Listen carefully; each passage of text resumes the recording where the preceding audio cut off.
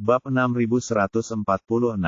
Ervin menjelaskan, lihat, Liang Yun sekarang terbuka untuk bisnis. Tapi tokonya tidak ada apa-apa, artinya sulit baginya untuk berbisnis. Bahkan jika seseorang menemukan sesuatu, tidak mungkin menjualnya di toko tanpa barang apapun, kan? Jadi saya berspekulasi, tidak peduli jam berapa dia tutup hari ini, dia pasti tidak buka. Coba pikirkan, setelah menunggu seharian dan tidak buka, dia pasti sedikit tertekan. Tetapi pada saat-saat terakhir ketika dia akan tutup, bisnis tiba-tiba datang. Perasaan ini sangat mengejutkan, sehingga secara tidak sadar dia ingin memanfaatkan kesempatan terakhir ini. Dan kesadarannya akan pencegahan akan sedikit menurun. Satu lagi, betapapun bagusnya cahaya di malam hari, sama sekali tidak ada cara untuk melihat apapun di siang hari. Bukan karena kecerahan di tokonya kurang terang. Ini terutama karena orang-orang terlalu sering menggunakan mata mereka setelah begadang sepanjang hari. Saat hari mulai gelap, matanya sudah sangat lelah. Sangat mudah untuk mengaburkan mata Anda saat melakukan ini. Dan Anda mungkin tidak dapat melihat masalah yang awalnya terlihat. Berbicara tentang hal ini, Ervin berkata lagi, selain dua alasan tersebut. Alasan lain mengapa saya memilihnya di malam hari adalah karena saya membutuhkan penjual yang mengarang cerita. Coba pikirkan, ada alasan yang meyakinkan mengapa masyarakat kita bersedia menjual sesuatu yang bernilai jutaan. Jadi menurutku, ayo cari seseorang dan biarkan dia berbohong. Bicara tentang ayahnya, tepat setelah dia meninggal, dia diam-diam membawa Buddha perunggu itu keluar dari rumahnya ketika saudara-saudaranya yang lain tidak memperhatikan. Dia hanya ingin tetap low profile dan menukarkan uang secepat mungkin. Jadi dia tidak berani memperdagangkannya secara terbuka atau mengikuti lelang secara langsung. Ada yang tidak beres di hatinya, sehingga dia rela menjual dengan harga murah. Tidak ada yang salah dengan logika ini. Selama dia berperilaku diam-diam, kredibilitasnya akan meningkat beberapa poin. Saat itu, apa yang dipikirkan Liang Yun? Dia pasti merasa bahwa dia sangat beruntung.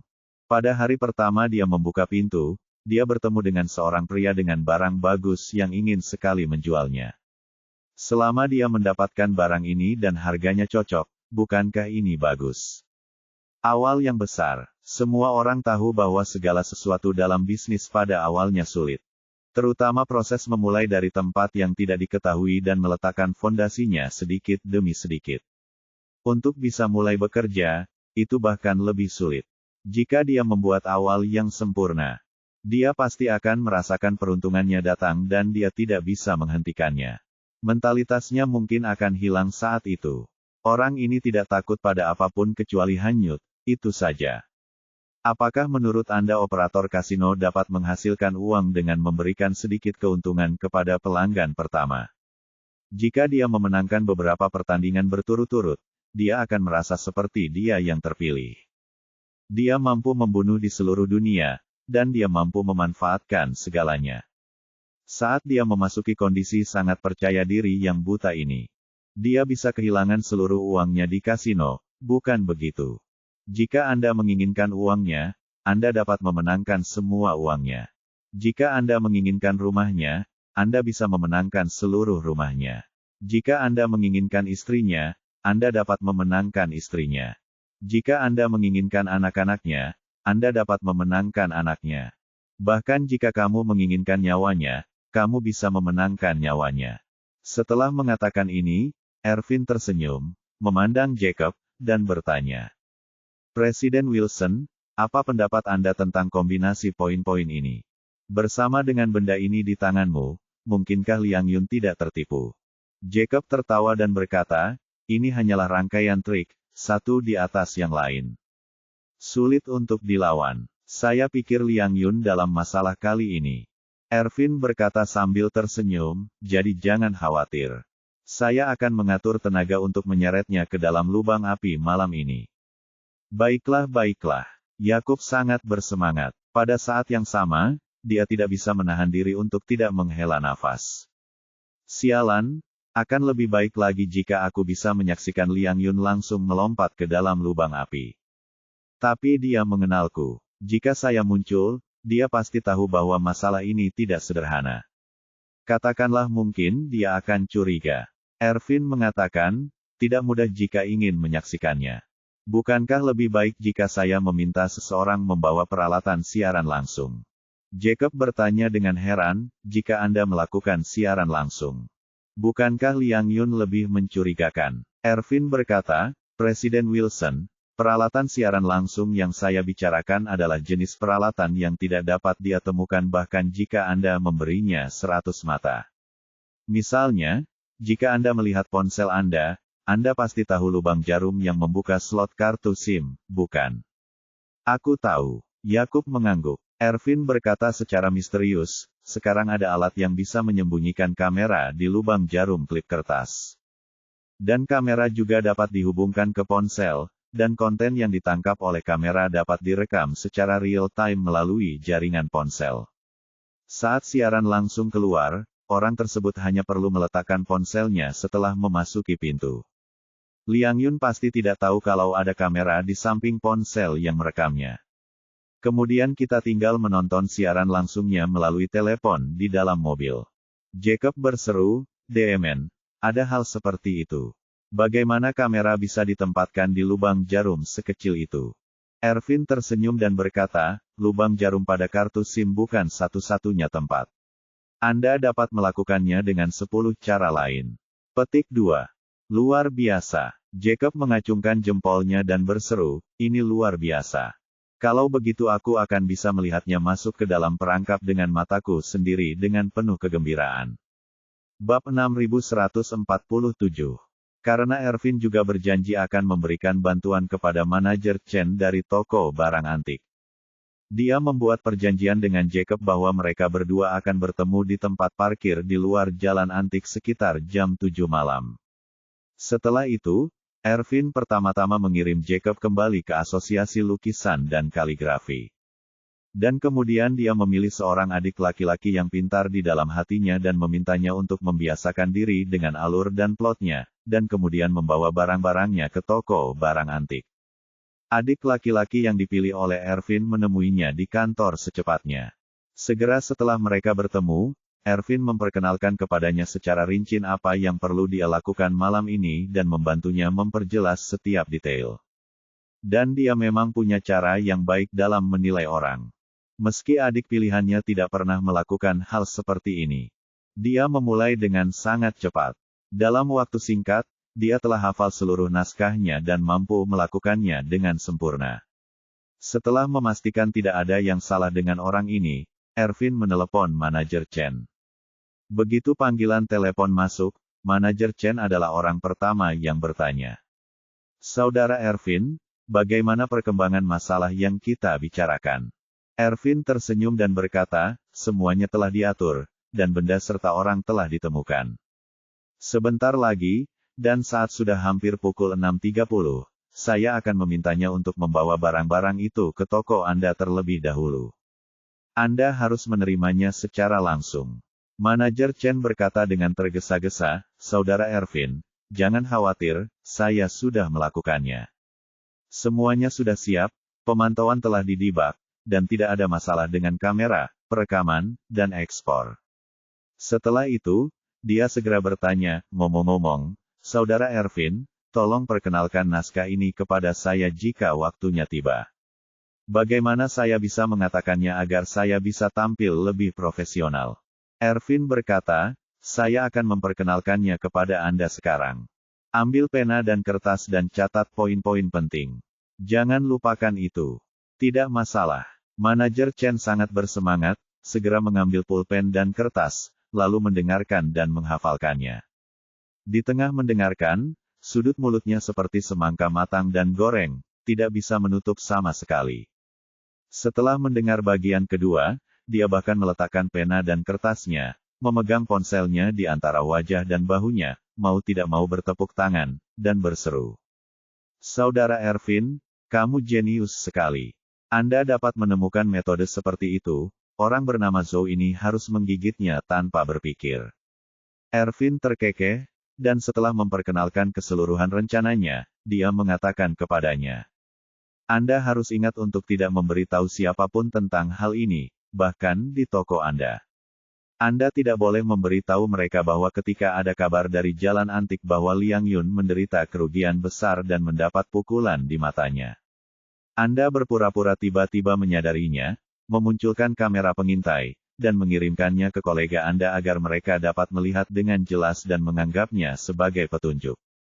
Dengan cara ini, reputasi Anda sebagai orang yang bermata tajam dan memiliki kemampuan profesional yang jauh lebih baik daripada Liang Yun akan menyebar dengan cepat. Jika masalah ini sampai ke telinga Nona Song, posisimu akan aman. Manajer Chen berkata dengan penuh semangat, Saudara Ervin, Anda telah banyak membantu saya.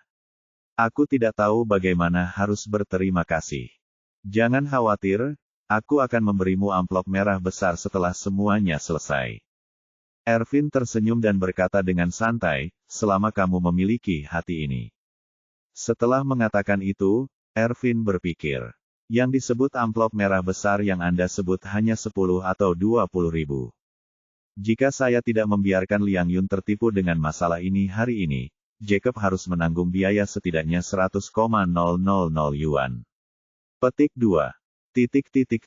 Ketika hampir pukul 6, Elaine menelepon Jacob dan bertanya dengan penuh kasih sayang. Hei, suamiku, apa yang ingin kamu makan malam ini? Jacob terkekeh dan berkata, sayang, ada yang harus dilakukan temanku malam ini. Jadi aku tidak akan pulang untuk makan malam. Elaine bertanya dengan santai, ada apa? Jacob tersenyum dan berkata, jika hal ini dilakukan, mungkin kita bisa mendapat 3-400 ribu. Jika berhasil, aku akan membelikanmu cincin berlian besar setelah kita sampai di Dubai. Elaine mendengar berapa banyak yang bisa dia hasilkan, dan dia langsung bertanya dengan penuh semangat. Benar-benar, bisnis apa yang kamu lakukan untuk menghasilkan begitu banyak uang? Jacob tersenyum dan berkata, jangan biarkan rahasianya terungkap. Aku akan memberitahumu setelah selesai. Elaine buru-buru bertanya, kalau begitu, apakah kamu sudah memutuskan kapan kita akan pergi ke Dubai? Jacob berkata, saya sedang sibuk dengan hal ini sekarang. Terlepas dari apakah dia bisa hadir atau tidak, kami akan berangkat besok pagi. Saya sudah memesan penerbangan dan memesan hotel di Burj Al Arab Bintang 7 yang saya ceritakan sebelumnya. Saya melihat orang-orang membual tentang betapa mewahnya hotel Bintang 7 itu di internet setiap hari. Jadi aku akan memeriksanya. Lihat, betapa hebatnya itu. Ketika Elaine mendengar ini, dia langsung menari kegirangan. Ya Tuhan, bagus sekali. Aku hanya ingin cepat pergi. Kalau begitu kamu harus sibuk malam ini, dan aku akan segera membereskan semuanya. Dia berkata sembarangan, bawalah lebih sedikit barang bawaan. Ambil saja kebutuhannya. Selain kebutuhan, kita bisa membeli sisanya saat kita sampai di sana. Oke, Elaine sangat bersemangat sehingga dia berkata, kalau begitu cepatlah sibuk, lakukan urusanmu, aku akan mengemasi barang-barangku. Setelah menutup telepon, Elaine segera menelepon Charlie. Charlie berada di Villa Chem Elises di tengah gunung. Kakek dan kedua pamannya masih mendiskusikan kerjasama investasi di ibu kota. Dia secara khusus meminta Charlie untuk menghabiskan lebih banyak waktu dengan wanita tua itu. Kebetulan Nanako masih berlatih mengendalikan energi spiritual di villa lain. Jadi Charlie langsung datang ke sini. Awalnya, dia berencana untuk segera kembali ke kota, pergi ke perusahaan Claire untuk menjemputnya, lalu pulang untuk makan malam bersama. Tanpa diduga, Elaine menelepon dan berkata, menantu yang baik, ayahmu ada urusan malam ini. Dia tidak akan pulang untuk makan malam. Dia bilang kita akan ke Dubai besok pagi. Saya harus berkemas. Bagaimana kalau kamu dan Claire memesan apa yang ingin kamu makan dan mengirimkannya pulang terlebih dahulu? Charlie bertanya dengan rasa ingin tahu, bukankah ayah mengatakan ini? Apakah kamu belum menyelesaikan masalahnya? Mengapa kamu berangkat besok? Elaine tersenyum dan berkata, saya tidak tahu apa rencananya, tapi dia baru saja menelepon dan mengatakan bahwa dia ada urusan bisnis untuk didiskusikan malam ini. Mari kita lihat apakah itu berhasil. Tapi tidak peduli berhasil atau tidak, kita harus berangkat besok pagi. Begitu Charlie mendengar ini, dia tahu bahwa ayah mertuanya pasti akan melakukan sesuatu terhadap Peter malam ini. Meskipun dia tidak tahu trik apa yang akan mereka mainkan. Charlie secara umum tidak khawatir. Bagaimanapun, baik Jacob maupun Ervin hanyalah udang di depan Peter. Tapi satu-satunya kekhawatiran Charlie adalah mereka tidak mengikuti etika bela diri dan mengumpulkan sekelompok orang untuk mencari masalah bagi Peter. Meskipun Peter telah melihat dunia dan melewati badai besar, bagaimanapun juga, dia hanyalah seorang pria parubaya yang lemah dengan sedikit kemampuan bertarung. Belum lagi banyaknya gangster di bawah pimpinan Ervin, bahkan Ervin dan Jacob pun bisa mengendalikan Peter. Dan ingin menghajarnya, jadi Charlie memikirkannya dan memutuskan untuk pergi ke jalan antik dengan tenang dan mengawasinya secara diam-diam. Selama mereka tidak melakukan apapun, dia tidak akan ikut campur. Begitu mereka bertindak gegabah, dia bisa menghentikan mereka. Memikirkan hal ini, dia berkata kepada Elaine, "Bu, aku tidak akan kembali makan malam ini. Aku akan memberitahu Claire nanti kalau kalian berdua bisa memesan sesuatu untuk dimakan." Elaine tidak peduli, terutama karena dia tidak bisa memasak. Dia takut Charlie tidak akan makan apapun ketika dia kembali dan dia akan merasa tidak puas. Karena Charlie tidak mau kembali untuk makan, apapun yang terjadi akan baik-baik saja. Jadi dia tersenyum dan berkata, "Menantu yang baik karena kamu juga harus sibuk. Kalau begitu, kamu harus sibuk dengan urusanmu. Aku akan menelepon Claire dan memintanya memesan apapun yang dia inginkan. Kita berdua akan makan di rumah." "Oke, Bu." Dia menutup telepon, mengucapkan selamat tinggal kepada neneknya, dan pergi ke jalan antik. Setelah tiba di jalan antik, dia berjalan berkeliling dengan memakai topeng dan menemukan harta karun lama milik Peter. Harta karun lama masih belum memiliki papan nama saat ini. Bab 6148. Hanya Peter yang mengemasnya. Selain rak-rak tua dan lemari pajangan, tidak ada produk yang dijual. Berdasarkan hal ini, diperlukan setidaknya 1 atau 2 bulan untuk kembali ke jalur semula. Saatnya mempersiapkan secara perlahan. Charlie tidak masuk untuk mengganggunya tetapi pergi ke kedai teh tidak jauh secara diagonal di seberang jalan. Dia menemukan tempat duduk dengan pemandangan indah di lantai 2 dan duduk. Dia memesan sepoci bilwocun dan meminumnya sambil menunggu di kursinya. Ide buruk apa yang dipendam oleh ayah mertua dan si bajingan Ervin ini? Pukul 5:30 sore, hari mulai gelap. Sesosok tubuh yang tergesa-gesa berlari ke jalan antik. Orang ini langsung menuju ke toko barang antik yang berada di tengah jalan. Saat ini, manajer toko barang antik, Manajer Chen, sedang bekerja di toko bersama beberapa pegawai. Ada beberapa pelanggan yang berkeliaran di dalam toko. Manajer Chen menyerahkannya kepada pegawai lain untuk menanganinya. Sementara dia dengan cemas menunggu anak laki-laki yang diutus oleh Ervin. Beberapa menit kemudian, sesosok tubuh bergegas masuk. Begitu dia memasuki pintu, dia tidak sabar untuk bertanya. "Apakah bosnya ada di sini? Apakah Anda mengoleksi barang antik di toko kami?" "Kumpulkan, kumpulkan." Manajer Chen segera menyambutnya dengan antusias dan berkata ditanya. "Saya ingin tahu apa yang ingin Anda jual." Pria itu melihat sekeliling, lalu mengeluarkan sesuatu yang terbungkus sutra merah dari lengannya. Lalu dengan hati-hati dia membuka salah satu sudutnya, memperlihatkan celah, membiarkan manajer Chen melihat sebagian kecilnya. Lalu segera menutupinya lagi, dan berbisik. "Ini hal yang bagus, saya tidak tahu apakah Anda memiliki kekuatan untuk menerimanya." Manajer Chen berkata sambil tersenyum, "Lihatlah dirimu. Dikatakan demikian di seluruh kota. Jika ada sesuatu yang tidak bisa diambil oleh toko barang antik kami, maka tidak ada yang bisa mengambilnya dari Anda." Saat dia berbicara, dia berkata dengan ekspresi mendalam di wajahnya. "Apa yang baru saja kamu tunjukkan padaku? Saya hanya melihatnya sedikit, sepertinya itu sebuah pangkalan. Jika saya membacanya dengan benar, menilai dari pengalaman pribadi saya, itu pasti sesuatu dari dinasti Ming. Jadi, silakan pindah ke ruang VIP, dan kita bisa mendiskusikannya secara detail di sana." Biarkan saya melihat lebih dekat barang itu dan memberi Anda harga sebenarnya. Pria itu berkata dengan tergesa-gesa, "Oke. Ayo cepat." Manajer Chen mengundangnya ke ruang VIP di belakang dan menutup pintu. Hanya mereka berdua yang tersisa di dalam.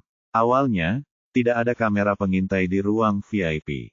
Sejak Jacob memukul vas itu, Warnia menyuruh orang memasang kamera pengintai di lokasi yang jelas. Pria itu masuk dan melihat ada kamera pengintai di dalam ruangan, jadi dia segera bertanya. "Kenapa kamu merekam di sini? Saya tidak bisa membiarkan orang luar mengetahui kedatangan saya ke sini." Manajer Chen tahu betul bahwa percakapan ini sebenarnya adalah naskah yang diatur, jadi dia tersenyum dan berkata, "Jangan khawatir tentang ini adalah kamera keamanan internal kami. Ini terutama digunakan untuk menyimpan bukti jika ada yang memiliki perselisihan atau keberatan tentang suatu hal. Mereka yang bekerja di industri kami harus berhati-hati. Jika Anda mengambil sepotong porselen yang pada dasarnya rusak dan sengaja menjatuhkannya di sini, dan mengatakan kami memecahkannya, kami akan diminta memberikan kompensasi sesuai dengan harga pasar normal. Kalau tidak ada pengawasan, kami tidak bisa berbuat apa-apa. Masuk akal saja, bukan?" Pria itu melambaikan tangannya tanpa daya dan berkata, Oke, saya di sini untuk menjual barang, bukan untuk menipu orang. Anda harus melihat dulu barang-barangnya, dan jika berhasil, beri saya harga secepat mungkin." Setelah itu, dia menyerahkan benda yang dibungkus sutra merah itu ke tangan manajer Chen. Manajer Chen mengambil benda itu dan melihat patung Buddha serta alasnya yang serasi dengan cermat. Kemudian dia tersenyum dan berkata kepada pria itu, "Saudaraku, apakah kamu terburu-buru untuk menyingkirkan benda ini?" "Ya," pria itu mengangguk dan berkata, "selama harganya cocok, kita bisa bergerak sekarang." Manajer Chen tersenyum sambil berpikir dan bertanya kepadanya, "Berapa harga yang akan Anda tawarkan untuk barang ini?" Pria itu mengulurkan 5 jarinya, 500.000. 500.000. Manajer Chen tertawa dan berkata, "Benda ini terlihat seperti Buddha perunggu dari periode Xuande dinasti Ming. Pengerjaan dan bentuknya sangat bagus. Kalau dilelang, setidaknya bisa terjual 1 atau 2 juta. Temukan yang kuat seperti toko barang antik. Kalau dijual konsinyasi di toko barang antik, minimal bisa dijual seharga 1 juta. Mengapa kamu menjualnya dengan harga 0,5 juta?" Pria itu menghela nafas, "Sejujurnya, benda ini milik orang tua kita, yang baru saja meninggal sore ini. Dia mewariskan semua barang antik di rumah kepada kakak laki-laki tertua saya dalam surat wasiatnya. Saya pikir orang tua itu sangat memihak, jadi saya harus mendapatkan sesuatu untuk diri saya sendiri. Jadi saya diam-diam mengeluarkannya dan ingin segera menjualnya. Kalau mau dicairkan, tidak perlu kasih tahu saya apakah nilainya 1 juta atau 2 juta. Atau bahkan 3 atau 5 juta. Saya tidak serakah. Jika Anda memberi saya 0,5 juta, barang ini menjadi milik Anda." Manajer Chen bertanya balik kepadanya, "Karena orang tua Anda telah membuat surat wasiat dan menyerahkan barang-barang kepada kakak laki-laki Anda, dan Anda mengeluarkannya secara diam-diam, itu adalah pencurian, dan kemudian barang ini menjadi milik curian. Apakah menurutmu aku berani menerimanya?" Dia segera berkata, "Orang tua kita memiliki banyak hal, dan ini hanyalah salah satunya. Apalagi kakak tertua saya tidak tahu apa-apa tentang barang antik. Dia bahkan tidak tahu apakah benda seperti itu ada atau berapa nilainya. Selain itu, jika hal ini benar, tidak mungkin saya hanya meminta 500,000 yuan. Anda mengenal banyak orang kaya dalam bisnis ini. Jika Anda dapat menemukan orang kaya yang menghabiskan lebih dari 1 juta yuan untuk membelinya, maka Anda akan menghasilkan puluhan atau bahkan jutaan." Setelah itu, dia berkata dengan ekspresi sedih di wajahnya, "Saya sudah menjelaskan situasinya kepada Anda, jadi saya tidak akan berdebat dengan Anda lagi. Saya akan memberikan 100,000 lagi. Jika kamu bisa menerimanya, aku akan memberimu 400,000. Saya tidak tahan, saya akan mencari orang lain untuk melihatnya." Manajer Chen mencibir dengan nada menghina dan berkata, "Ya ampun, kemampuan aktingmu memang bagus, dan ceritamu cukup bagus, tapi kamu mengira aku orang yang salah. Bagaimana seseorang bisa menjadi manajer umum toko barang antik dan masih tidak melihat tipuan Anda? Ekspresi pria itu menunjukkan kepanikan dan dia dengan cepat berkata, trik apa yang bisa saya lakukan untuk menjual sesuatu dengan tulus? Jika kamu mau maka kamu bisa. Jika Anda tidak menginginkannya, kembalikan saja kepada saya, atau kemungkinan terburuk saya tidak akan menjualnya kepada Anda. Manajer Chen tersenyum menghina dan berkata, patung Buddha Anda memang bagus, bentuk dan pengerjaannya sangat bagus, tetapi kotak kulitnya terlihat tua secara artifisial. Menurut saya, meskipun ini bukan kerajinan tangan modern, namun tidak terlalu tua. Ini adalah akhir paling awal dari akhir dinasti Qing, dan mungkin ini adalah sesuatu dari awal Republik Tiongkok. Tapi ada satu hal yang ingin dikatakan, markasmu ini benar-benar sebuah benda tua dengan pintu besar dari zaman Xuande dinasti Ming. Sayangnya, itu hanya sebuah pangkalan. Tanpa patung, alasnya tidak akan berarti apa-apa.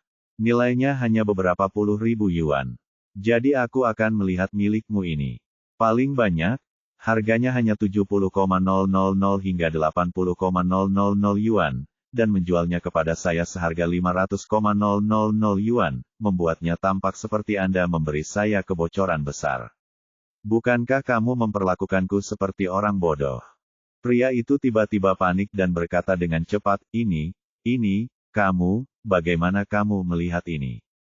Itu lelucon. Manajer Chen berkata dengan arogan. Aku sudah bermain-main selama bertahun-tahun jika aku tidak bisa melihat tipuan kecilmu. Bukankah bertahun-tahun mengembara akan sia-sia? Setelah itu, dia melemparkan barang-barang itu kembali ke pihak lain dan berkata dengan dingin. Saudaraku, jika kamu ingin menipuku, kamu masih terlalu muda. Kembalilah dan berlatih keras selama beberapa tahun lagi. Pria itu mengambil barang-barang itu dan berkata dengan gugup dan ketakutan. Maaf bos, saya hanyalah seorang pemuda yang tidak mengetahui kebenaran, dan saya mencoba melakukan segalanya di depan Anda.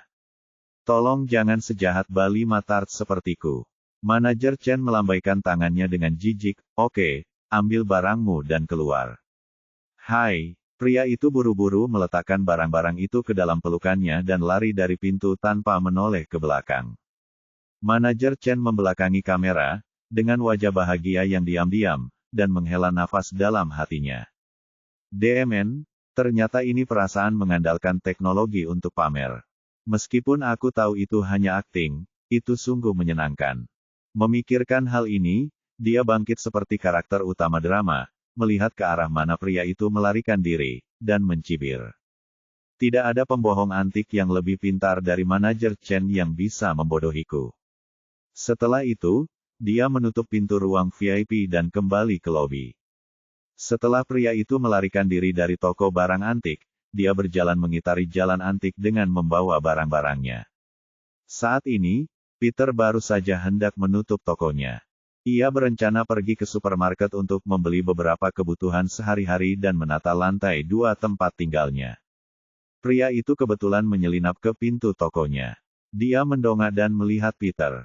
Melihatnya dia merendahkan suaranya dan bertanya secara misterius. Bos, apakah kamu mengumpulkan barang-barang lama di sini? Bab 6149.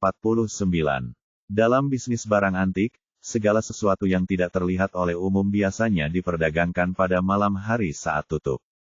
Hal ini terutama berlaku bagi mereka yang menjual barang antik di toko. Secara umum, sebagian besar barang yang dijual pada malam hari adalah barang yang baru digali dari tanah. Atau dicuri atau dirampok dari orang lain. Tentu ada juga yang khusus menggunakan barang palsu untuk menipu orang. Meskipun Peter telah menjalankan bisnis di luar negeri, dia sudah memahami banyak aturan tak terucapkan di lingkaran ini saat terakhir kali dia datang ke kota ini.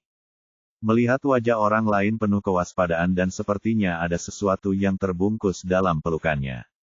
Dia tahu bahwa barang yang dipegang orang ini kemungkinan besar tidak akan terlihat dalam cahaya. Faktanya, industri barang antik memiliki metode serupa di seluruh dunia. Seperti perampokan makam, penipuan, dan okulasi. Familiar dalam game ini, jadi Peter pasti pernah melihatnya sebelumnya. Namun, dia tidak menunjukkan kewaspadaannya, melainkan berkata sambil tersenyum. Aku akan menerimanya, tentu saja, ayo, kita bicara di dalam. Dengan itu, dia segera mengundang pria itu ke tokonya. Pada saat yang sama, di tempat parkir di luar Antique Street, Jacob dan Ervin sudah menonton siaran langsung secara bersamaan. Namun, gambar saat ini benar-benar gelap, dan suaranya sangat terfragmentasi dan berantakan.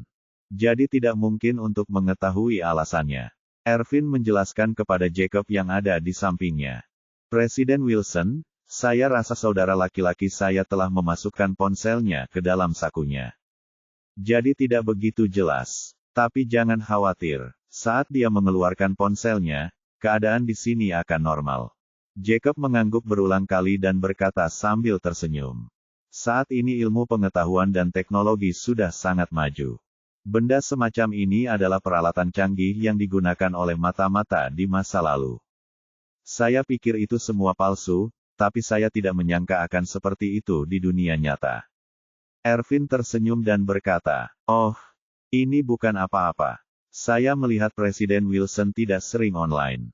Anda tidak terbiasa dengan hal seperti ini beberapa tahun yang lalu. Pada saat yang sama, pria itu diundang ke toko oleh Peter. Setelah dia masuk, dia menemukan bahwa tidak ada apa-apa di toko itu. Itu kosong, jadi dia bertanya dengan ragu. Bos, apakah Anda buka untuk bisnis? Mengapa tidak ada apa-apa di toko? Peter tersenyum dan berkata, ini toko saya. Saya baru mulai bekerja, tapi belum dibuka. Saya pasang tandanya dulu. Setelah beberapa saat, saya akan mengumpulkan lebih banyak barang, dan tentu saja akan ada banyak sekali barang yang mempesona. Petik 2. Setelah itu, dia menambahkan, tetapi ini tidak mempengaruhi penerimaan saya. Selama kamu punya barang bagus, aku pasti akan menerimanya, dan harganya akan sangat adil. Pada titik ini, Peter memandangnya dan berkata sambil tersenyum. Tidak ada orang lain di sini, bisakah Anda mengambil barang itu untuk saya lihat? Pria itu mengangguk, duduk di depan Peter, lalu mengeluarkan patung Buddha perunggu dan alasnya dari sakunya. Dan menyerahkannya dengan kain sutra merah di tangan Petrus. Setelah membagikan Buddha perunggu, dia juga mengeluarkan ponselnya dan meletakkannya di atas meja. Jacob dan Ervin di parkiran langsung melihat siaran langsung dari ponsel Ervin. Slot kartu SIM ponsel menghadap Peter, dan lensanya memiliki sedikit efek sudut lebar, sehingga Peter muncul dalam gambar.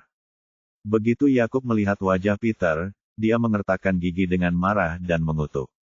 Sialan, ini Bali Matart. Aku akan marah saat melihat wajahnya.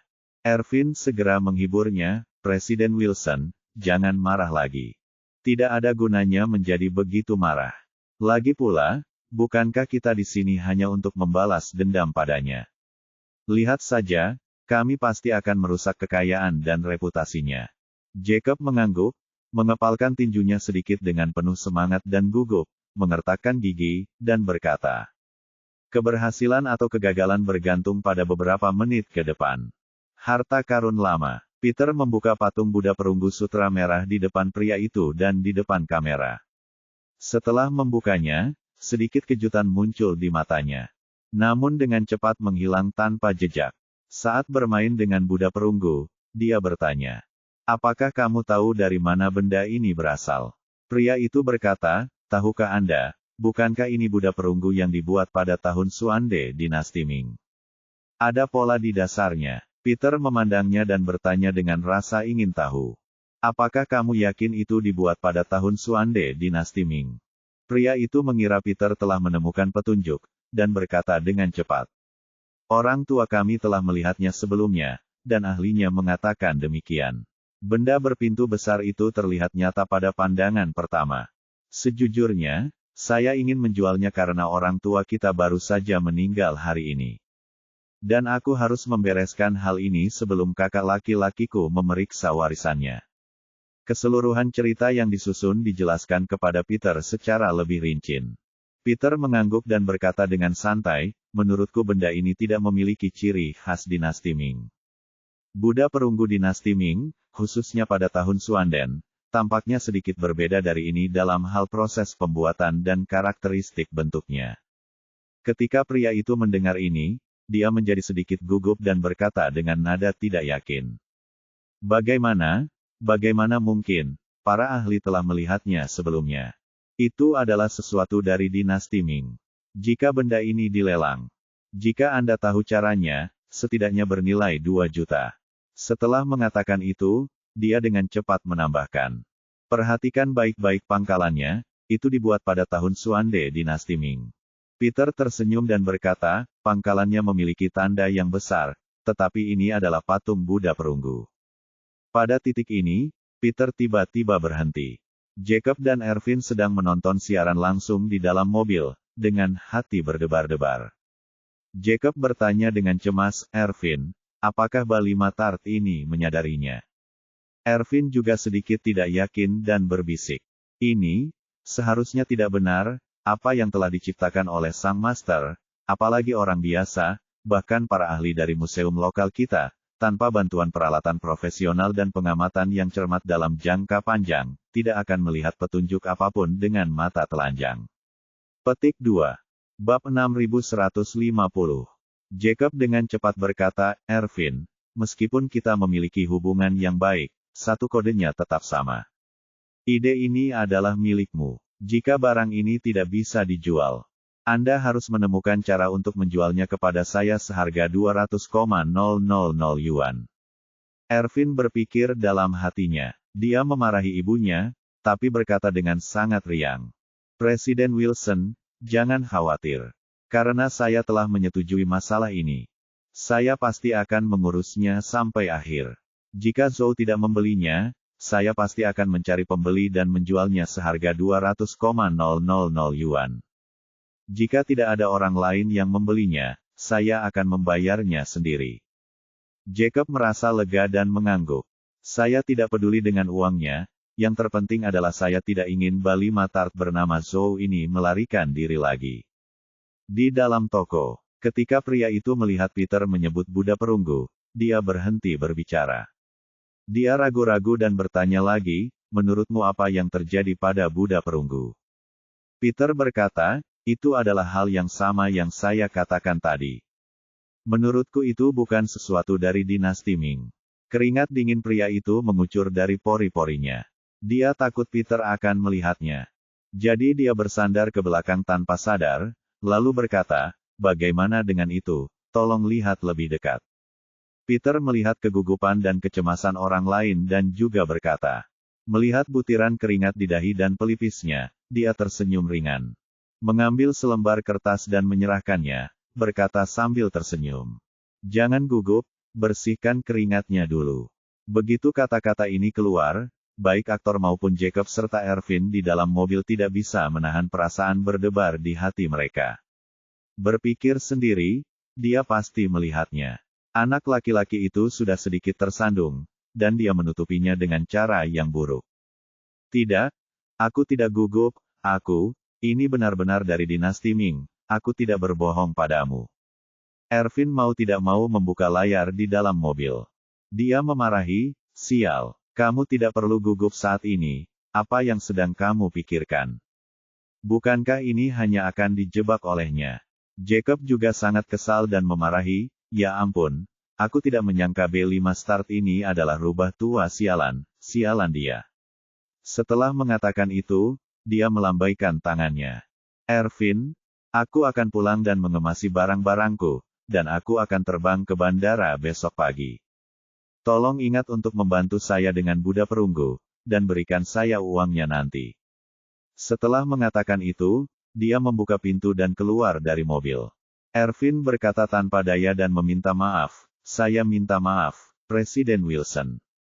Tidak masalah jika masalah ini gagal, tolong izinkan saya memikirkannya lagi. Aku pasti akan menemukan cara untuk mengacaukannya. Jacob mengabaikannya, melemparkan kakinya dan mencoba keluar dari mobil. Tak disangka, saat itu, suara Peter terdengar dari ponsel Ervin. Kamu sebenarnya tidak perlu gugup. Aku tidak bilang kamu berbohong padaku. Saya hanya merasa Buddha perunggu ini tidak memiliki ciri-ciri dinasti Ming. Agak mirip dengan karakteristik dinasti Song Utara. Utara, dinasti Song Utara. Pria itu bingung. Dia tidak pandai sejarah dan mau tidak mau bertanya. Kapan dinasti Song Utara? Petrus menjelaskan, tahun 960 M. 1127 adalah dinasti Song Utara. Dan tahun 1127 hingga 1279 adalah dinasti Song Selatan. Jika saya melihatnya, Buddha perunggu Anda setidaknya 400 tahun lebih tua dari Suande. Di dalam mobil ketika Jacob mendengar ini, dia menjatuhkan pantatnya dan duduk kembali. Kemudian dia menarik kembali kakinya yang keluar dan bertanya pada Ervin dengan heran. Ervin, apakah itu Buddha perunggu dari dinasti Song Utara? Ervin tertegun sejenak, lalu sadar kembali dan mengutuk. Bah, orang bodoh ini bilang itu dari dinasti Song Utara. Kenapa dia tidak bilang itu dari dinasti Wei Utara? Itu omong kosong. Jacob berkata, bagaimana jika itu benar-benar dari dinasti Song Utara? Ervin bertanya kepadanya, Presiden Wilson, Anda juga seorang veteran di bidang barang antik. Anda pasti pernah mendengar banyak mobil pickup yang bocor. Tapi pernahkah Anda mendengar seseorang yang bisa mengambil barang bocor dari penjual palsu? Tuan Cheng adalah ahli pemalsuan. Dapatkah dia mengetahui kapan benda ini dibuat?